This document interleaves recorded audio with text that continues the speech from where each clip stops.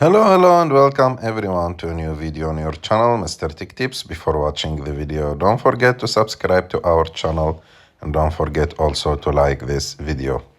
In today's video, I will show you how to find nearby restaurants on Google Maps.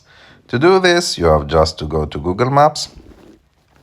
And as you can see in the top of the screen, there is that list. And in that list, you will find a lot of things that you can find nearby to you.